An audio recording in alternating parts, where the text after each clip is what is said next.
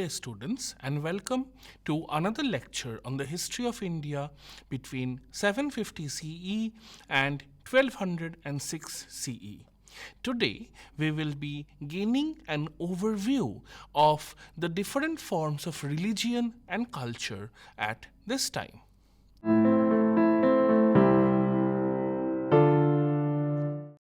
The early medieval period saw a range of developments in India's religious sphere.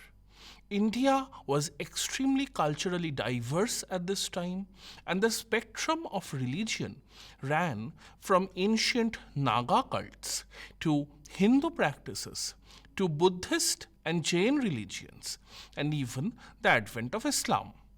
Texts, inscriptions, architecture, and sculpture all give us ways to understand religion at this time. The principal features of religious development at this time was the continuity of trends in operation from the early historical period.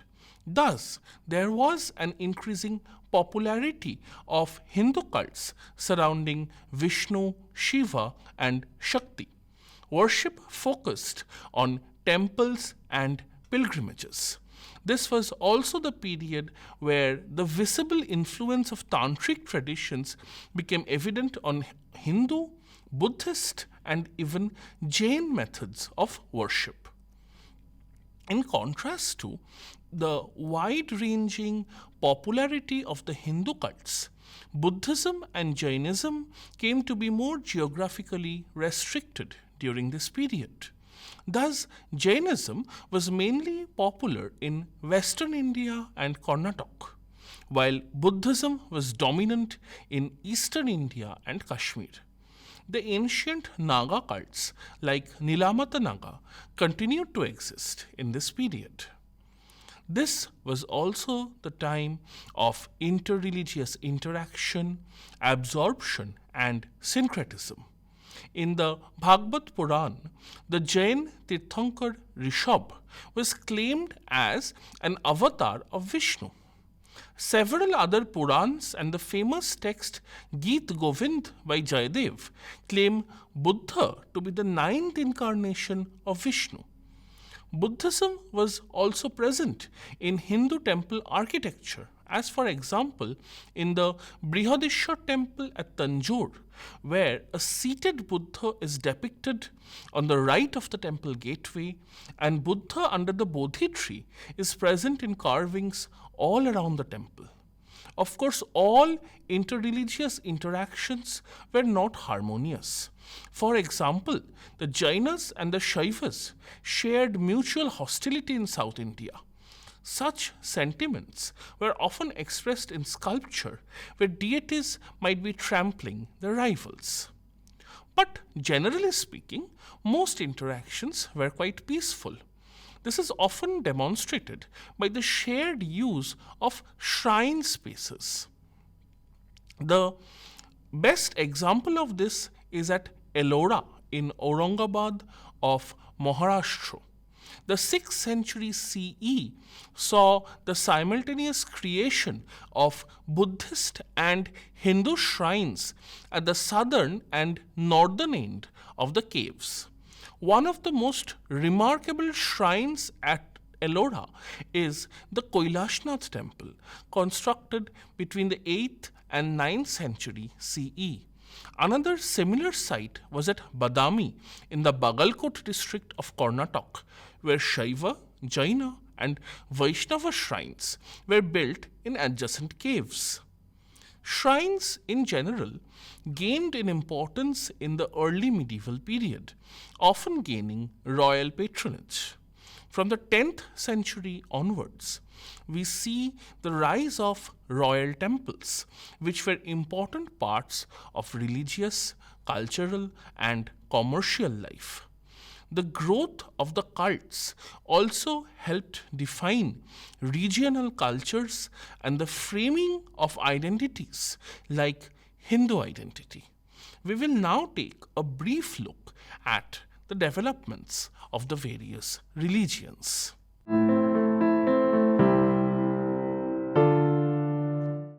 At this time, Buddhism was mainly centered in its monasteries. The famous Chinese monk, traveler, and scholar Xuanzang, also known as Huan-Sang, has left us detailed discussion and descriptions about the Buddhist monasteries of India at this time. He describes Nalanda, Tilodaka, and Bodh Gaya, among many others. He possessed some special knowledge of Nalanda as he studied Yogachar there for 5 years. From his writings, we can form an image of the Buddhist monasteries. These structures were well built, with each corner anchored by a 3-storied tower.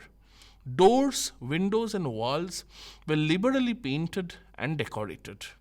Inside the monastery, the middle of the building was occupied by large assembly halls and was surrounded by chambers.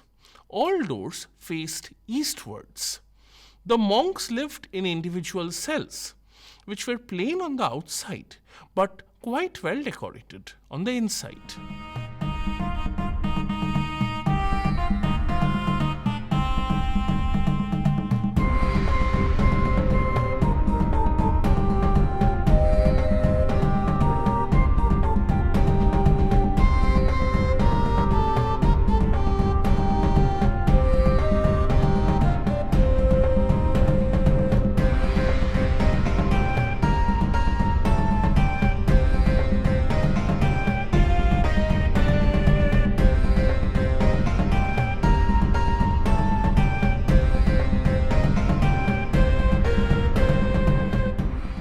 Many Buddhist monasteries continued to flourish till the 13th century, such as Shachi or Amaravati. Texts like the Chachnama referred to Buddhism growing in Sindh. Kashmir, which had long been a center of Buddhism, had monasteries like Ratnagupta and Ratnaroshi in the 11th and 12th centuries. Even the older ones, like the Srinagar and Raj monasteries, had declined by then. Buddhism also flourished in eastern India, in Bengal and Bihar under Pala rule. Nalanda, Odantapura, Bikramshila, and Shomapuri were some of the more prominent monasteries that had grown up there. These centers saw active and ongoing exchange of ideas with Tibetan monks. Odisha also had Buddhist centers, as can be determined by the discovery of stupas, monasteries, and sculptures at Lolitgiri and Ratnagiri. Nepal was another center, with Buddhist bihars being constructed in Ladakh, Lahul, and Spiti. It should be noted that Tantric thought had a lot of influence on the nature of Buddhism being practiced at these monastic centers. Mahayana forms of worship did prevail in some areas. The Bodhicharyavatara of Shantidev, which dates back to the 8th century CE, has discussed this in detail. Some rituals that were followed were bathing the image with scented water, preparing offerings of food, flowers, and clothes, swinging censers, burning incense, and all of this was to be accompanied by the performance of music, both vocal and instrumental. Inscriptions bear out these details. For example, the Maitrakas of Vallabhi made donations to pay for incense, lamps, oil, flowers, and memorialized this in donative inscriptions. However, it was the Tantric form of Buddhism that would come to be predominant, also known as Vajrayana Buddhism, which literally translates to thunderbolt or diamond vehicle. This form of worship combined ritual with magic and meditation. The important texts of Vajrayana were Manjusri Mukalpa and the Gujja Samaj, which dated back to the 5th and 6th centuries CE. Another name for Tantric Buddhism was Mantrayana, and mantras were considered as a vital part of spiritual practice. Now, Buddhism did considerably decline in this period.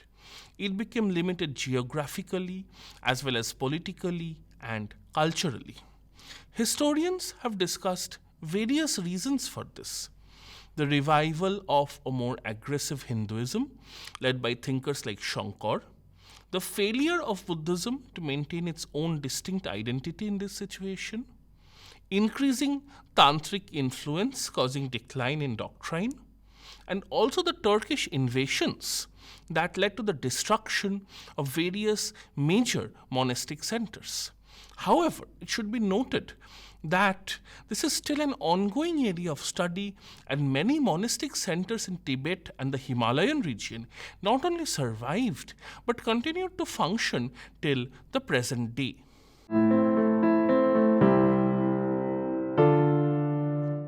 Moving on to Jainism. Jainism also had its areas of predominance, such as Rajasthan, Gujarat, Bengal, Orissa, Madhya Pradesh, Uttar Pradesh, and Karnataka.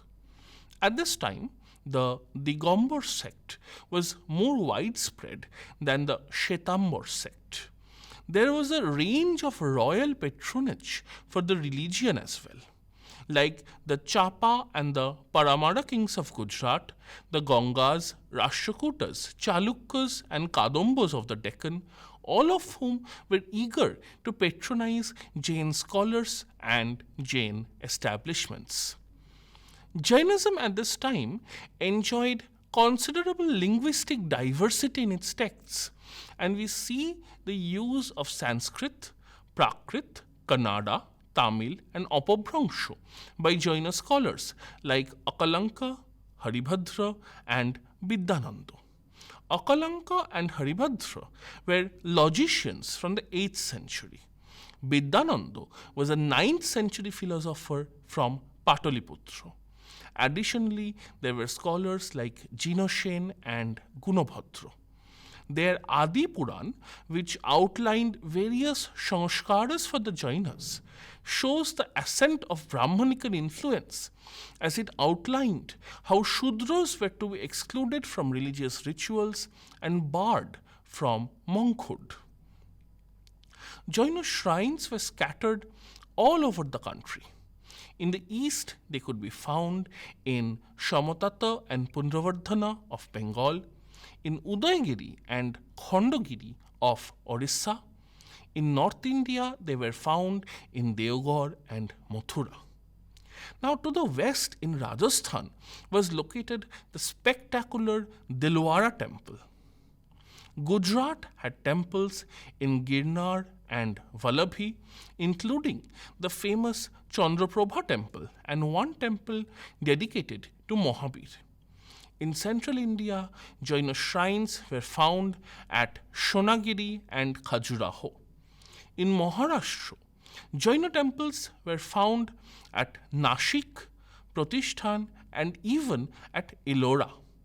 Jainism was particularly important in Karnataka, and Shravan Belgola was a famous center. Other temples were located in Koppana.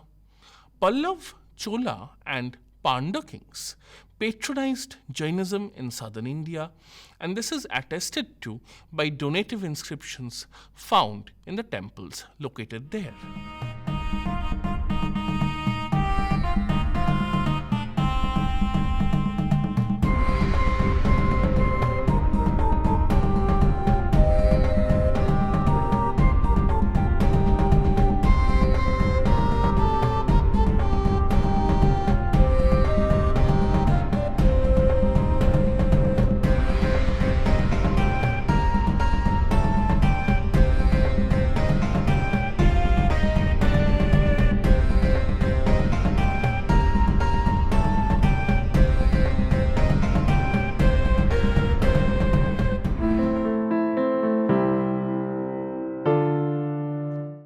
From Jainism, we now come to Hinduism.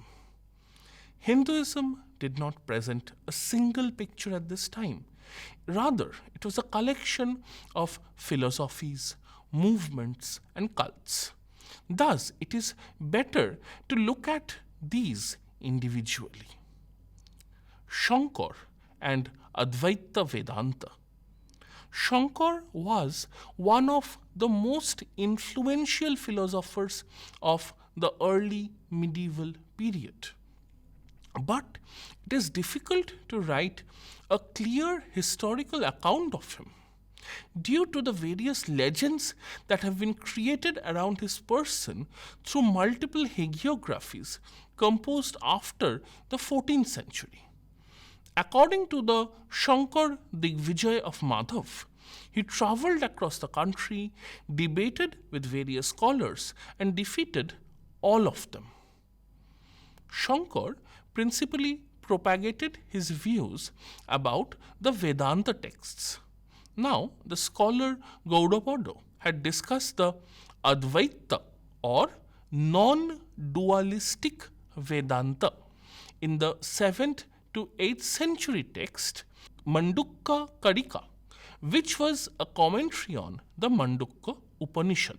This was the philosophy that was further developed by Shankar. His principal objective was demonstrating that the Brahma Sutras and Upanishads formed a single unified philosophy.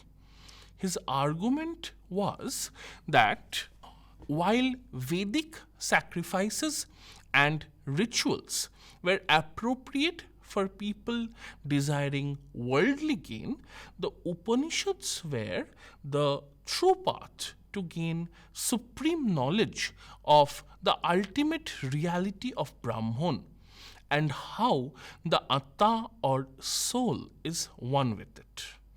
According to him, this realization is the key to getting freedom from the cycle of birth.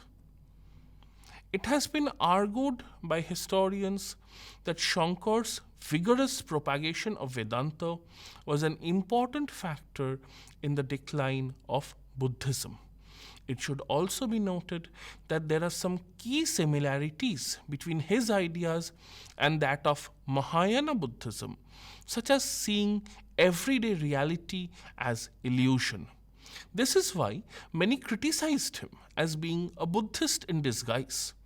Shankar, however, strongly defended his position and produced critiques of Buddhism as well as of other schools of philosophy like Shankho, Nyaya, and Mimamsa. While it has been said that he founded the Dashanami sect as well as several monasteries or motts, there is still some debate. While some form of organization did definitely exist, a lot of these mathas, including those at Sringeri and Kachi, were established much later, as late as the 14th century, and Shankar's name was connected to them later for the sake of prestige. Now we come to Vishnuism and Shaivism. In the early medieval period, the idea of Vishnu having 10 avatars came to be widely accepted, while the worship of Krishna also became a major focus.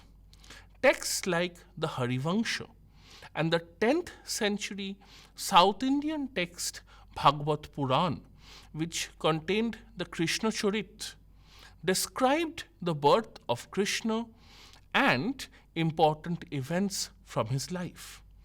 In these texts, bhakti as a form of worship and the relation between devotee and God was mentioned. It is notable that none of these texts mention Radha.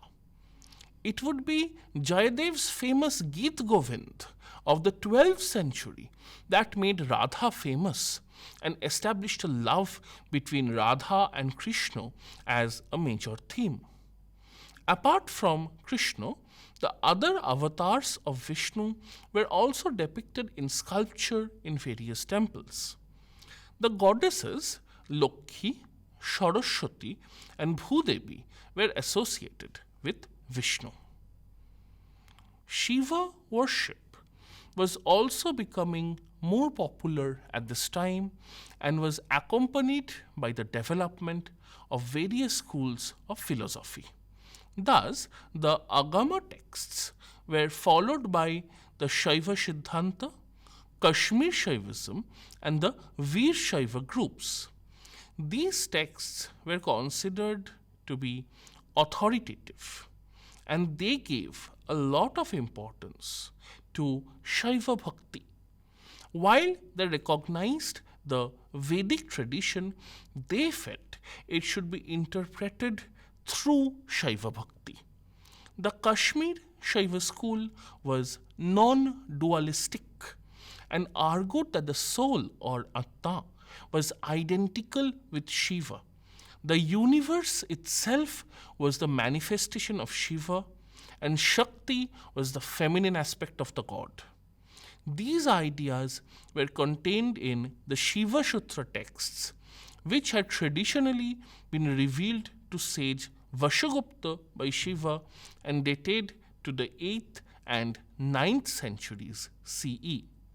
Mentions of the Devi are found in the Markandeya Puran of the 7th century and after that in many other texts. The Narayani Stuti mentions that Vaishnavi Shakti sustains the universe and her many forms Lokhi, Saraswati, Narayani, Kattayani, Durga, Bhadrakali and Ambika all exist.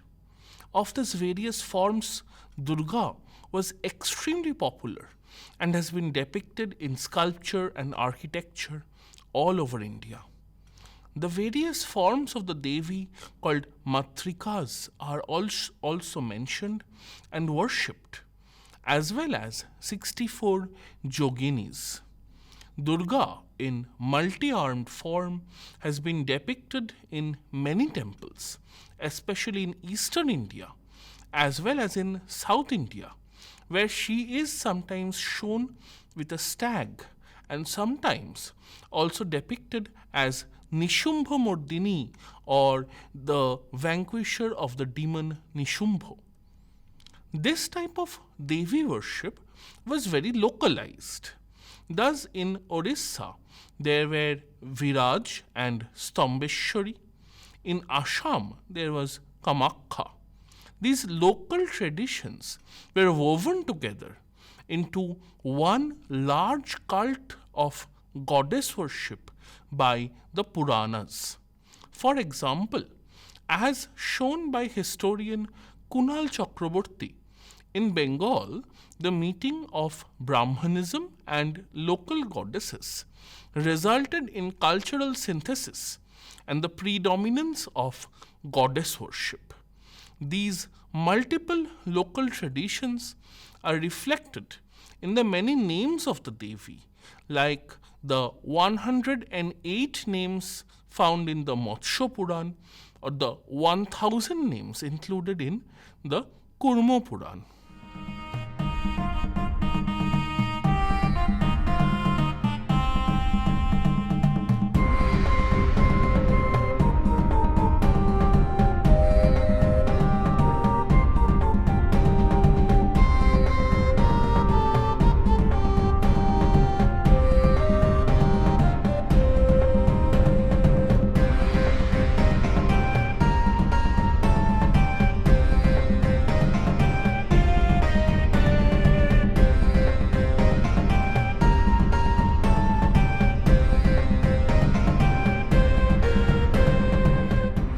The Kalika Puran was also a very important text of Shakti worship. It made clear that the goddess had a calm form and a terrifying, enraged form. Each form had its own modes and places of worship, which were again detailed in the Puran. There was a definite trace of tantric influence in these rituals and ceremonies.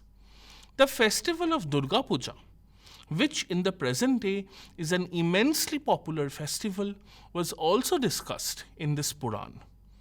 Various texts related to Shakti worship also mention pithas or sacred places where the worship of the goddess is carried out.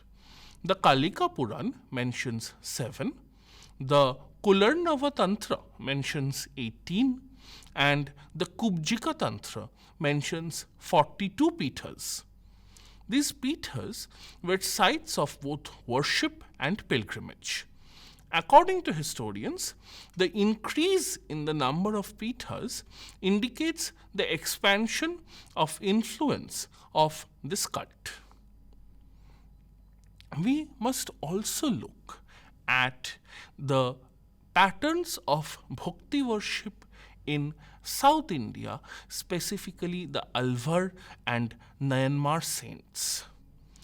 While the roots of South Indian bhakti can be traced to certain elements of Sangam poetry in Tamil Nadu, it was the Alvar and Myanmar saints that gave Shaivite and Vaishnava worship a distinctly South Indian character that was steeped in Tamil language and culture. Going by tradition, there were 12 Alvars and 63 Myanmars. These saints themselves are worshipped in temples, and this practice is thought to have started in the Chola period. Their pictures and images were found in many temples, like the Vishnu temples.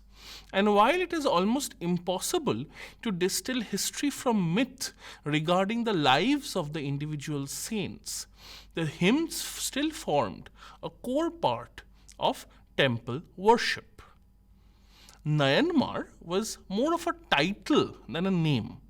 The saints referred to themselves as servants of Shiva. Of the 63, 3 saints, Sambandar, Appar, and Sundarar, are considered to be the most important. The idea of a group of Shaivite saints originated in the 8th century in a poem entitled Tiruttondar Tiruvantai, which listed 62 Myanmars. The biographies of these saints and their songs were collected by Nambi under Nambi in the 12th century, and by the mid 12th century, they had been compiled in a text called the Periya Puranam. According to Upinder Singh, Alvar means those who dive deep or those who are absorbed in the divine. In the 10th century, Natha Muni collected the hymns of these 12 Alvar saints in the Nalayara Divya Prabandham, which also constituted the Vaishnava canon.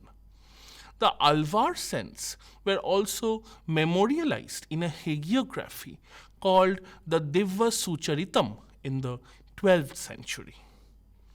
These bhakti saints came from diverse backgrounds.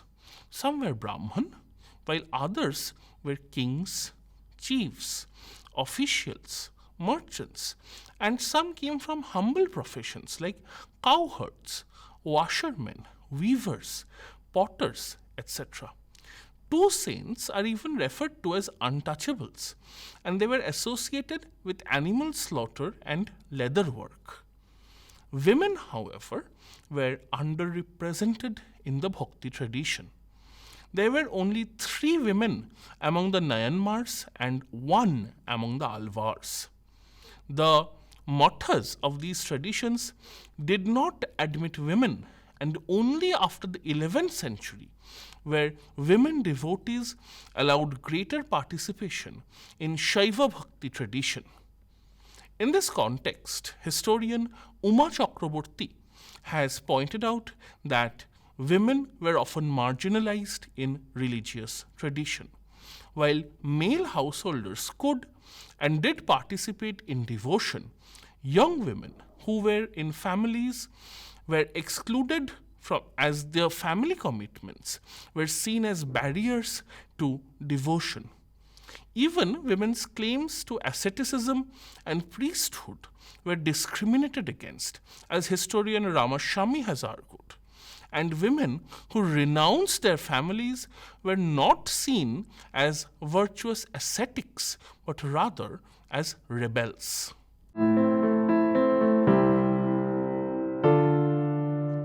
Coming to a conclusion, it can be seen that the early medieval period was a time of great religious diversity, evolution, and change.